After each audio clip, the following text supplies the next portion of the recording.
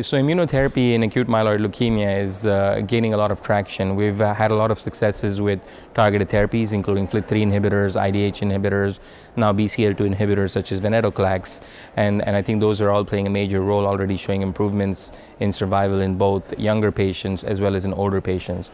Now the other big area that is developing very quickly in the last 3 to 4 years is immune-based therapies, which includes both monoclonal antibodies as well as immune checkpoints, bispecific antibodies.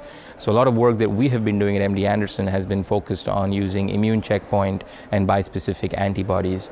Some of the early work that we did a couple of years ago was to look at patients' bone marrows to see what the tumor microenvironment looked like in acute myeloid leukemia from an immune perspective. And what we actually saw was that there was a significant infiltration of immune cells, including both favorable cells like CD8, which are usually considered to be the cytotoxic anti-cancer cells, but also T regulatory cells were increased significantly in AML bone marrow as compared to healthy donors, and these usually dampen the immune response.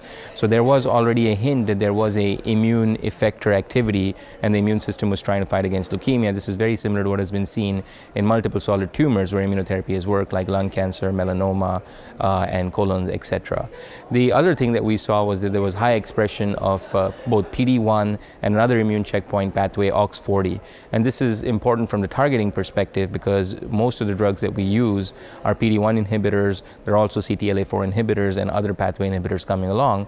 But the fact that we had high PD-1, especially in relapsed AML as compared to new AML, but both of them were significantly higher than healthy donors, led us to the hypothesis that we could probably use PD-1 based inhibitors in acute leukemia. And then the third piece of evidence, which actually came from some work solid tumor groups had done, was that hypomethylating agents such as azacitidine actually upregulated immune checkpoints, both PD-1, PD-L1, PD-L2.